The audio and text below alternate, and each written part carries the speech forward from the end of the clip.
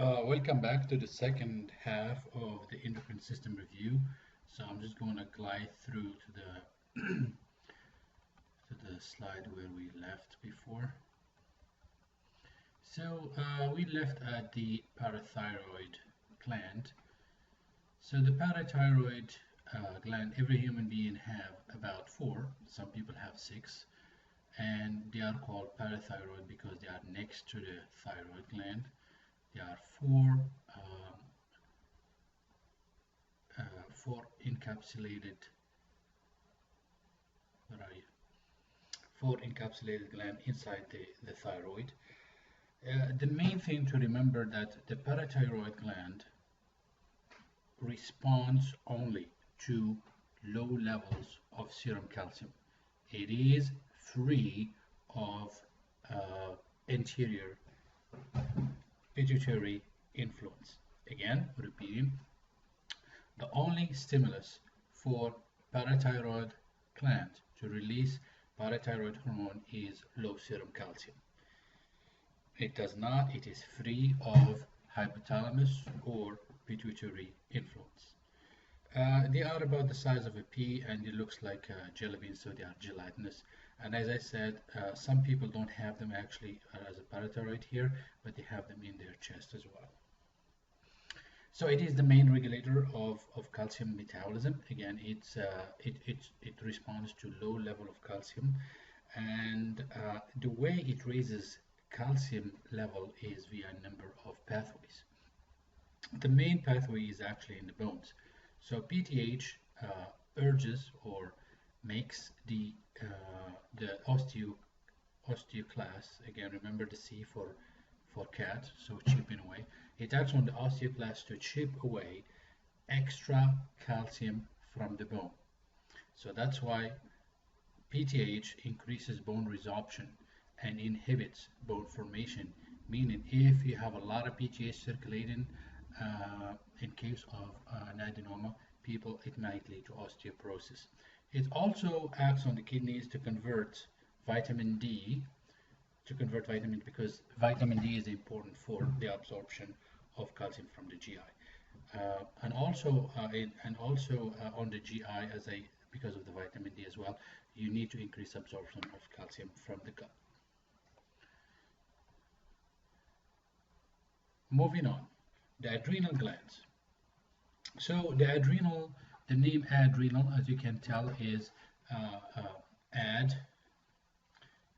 the word added to the kidneys, because even though they are next or on the top of the kidneys, they actually have completely different function from the kidneys.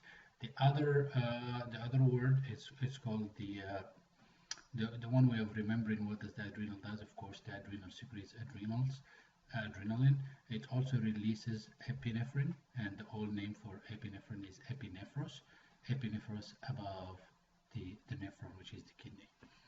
As you can see here, the adrenal gland is composed of the cortex, which is the outside layer, and the medulla, which is the inside layer. Although they are very adjacent structures, they are completely different. And then actually the cortex is actually larger than the medulla if you actually take into consideration the surface area. So again, they are adjacent, but they are completely different, as we shall see. So the adrenal medulla, the adrenal medulla makes about 10 to 20% of the mass. It secretes, so the adrenal medulla secretes catecholamines, namely epinephrine, norepi, which is a precursor to epinephrine and much more stronger, and dopamine, which is a catecholamine as well. Adrenal cortex secretes a lot of hormones. The number again is about 50, which is going to focus on three of them. Glucocorticoids. So remember to, as the word say here, gluco, that's the word gluco for glucose, and corticosteroids because they are from the cortex.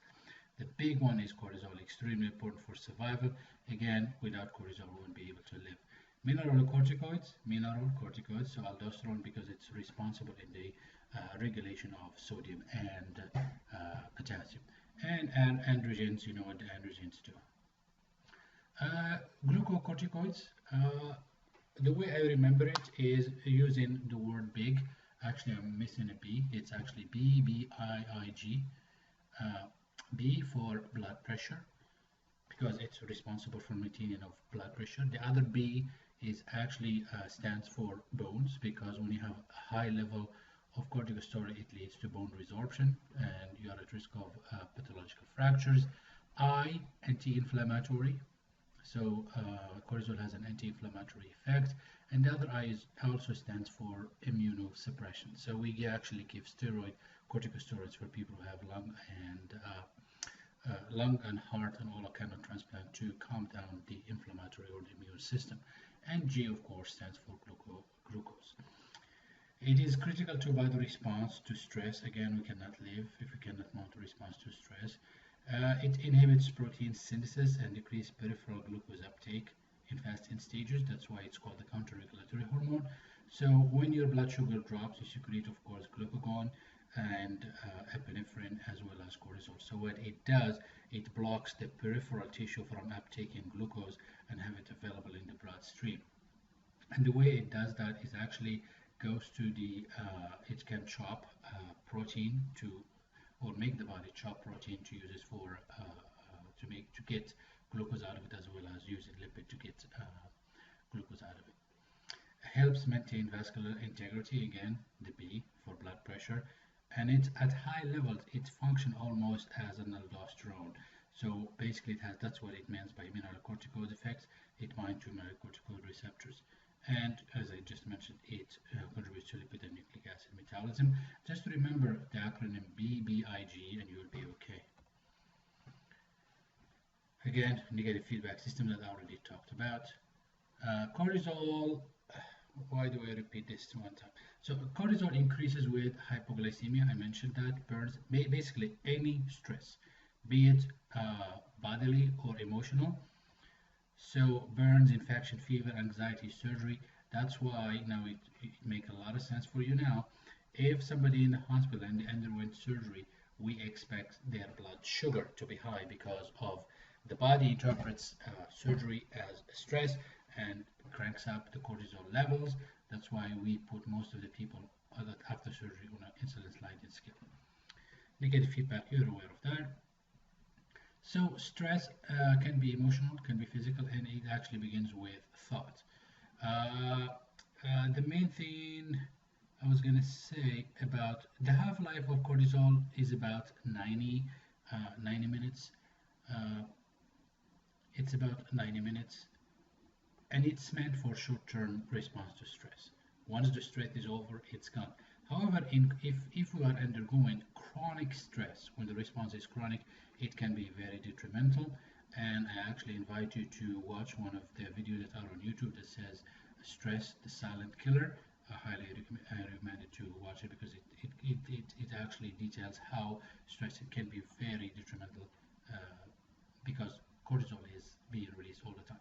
So in chronic level, it's detrimental to the brain because it destroys most active cells of the brain. That's why you can experience it that yourself when you're under a lot of stress, you start forgetting. Aldosterone is a mineralocorticoid that is released from the adrenal cortex. It's a potent mineralocorticoid that maintains cellular fluid function by acting on the renal tubules to reabsorb sodium and secrete potassium and hydrogen. It is stimulated by the angiotensin 2, hyponatremia and hyperkalemia, and of course is inhibited by ENF, atrial natriuretic factor. So basically this hormone is, the other name also is known as BNP, and when you are volume overloaded, the last thing you want is to keep reabsorbing more sodium. So if you don't know about the angiotensin aldosterone system, I highly recommend to you that you review it. I'm going to do a very quick review. So the kidneys take about 25% of cardiac output. When we have low blood pressure, the kidneys are underperfused. So when they are underperfused, they release renin. Renin circulates through the bloodstream. It's from the liver, and it releases angiotensin 1. Angio, that's bloodstream. That's blood vessels. Tension, you mean vasoconstriction, and angiotensin 1 goes to the liver, goes to the lungs, becomes angiotensin 2. Angiotensin 2 leads to aldosterone level through the adrenal cortex. What it does, it reabsorbs sodium, and when you absorb sodium, of course, water follows, and you boost your blood pressure, which leads again to more kidney perfusion and so forth. Androgen, the adrenal secretes small amount of androgen. It's more important in female than in male because after menopause, the adrenal cortex is the major source of endogenous androgen in our female counterparts. In males, it's very insignificant. The pancreas, as you know, has both endocrine and endocrine function. I'm not going to talk about the exocrine function, I'm going to just focus more on the endocrine. So the pancreas basically releases I would say, 3 to 4 important ones when it comes to endocrine. Number one is we have the islets of Langerhans, which is the active area, which is constitutes about 2% of the gland, but it receives a lot of blood flow. Alpha cell synthesizes glucagon, and then glucagon again, to remember, it is released when your blood sugar is low. Beta cell synthesizes insulin as well as amylin. Delta somatostatin is growth hormone. Yes, growth hormone is also, that's why endocrine is so confusing. Small amount is released by the pancreas, but the majority of it is released by the anterior pituitary. And polypeptide cells, I'm not going to talk about it. Just a few words. So insulin and glucagon are counter-regulatory to each other. When you eat a high meal, or after a high carb, high protein meal, both insulin and glucagon are secreted. That doesn't make a lot of sense, but it will. So when you eat a high protein, high carb meal, so your blood sugar goes up, insulin, the pancreas makes more insulin basically to basically urge the cell to uptake that glucose and need it for fuel. The extra is basically stacked into the liver in the form of glycogen and fat somewhere else. When a few hours down the line, when your blood sugar starts going down, glucagon is released, it goes into the liver, and let's say those glycogen that you have now, let's chop them off into glucose so that we can boost the blood pressure. I'm sorry, the blood sugar. So the major stimulus of insulin secretion is increased blood sugar as well as a high level of protein. And the main stimulus for glucagon is low blood sugar. Again, as I just mentioned it, so just 2 words again, I'm just going to repeat. So the major effect of insulin is in the liver, where it enhances glucose incorporation into glycogen, as well as in the muscles. So the muscles too, they can make glycogen too, but the glycogen that is in the muscle does not go into the bloodstream. And then what it does with the extra sugar, it converts it into triglycerides and inhibit gluconeogenesis, which means creating sugar from non-sugar sources, i.e. lipid and protein. And the glucagon is secreted when you have low blood sugar. So what it does is actually the reverse of what insulin does. It goes to the liver and then starts the process of glycogen lysis, like the lysing of glycogen into glucose, and gluconeogenesis, which is making sugar out of non-sugar sources, i.e. protein and lipid. That ends our overview of the endocrine system. See you in another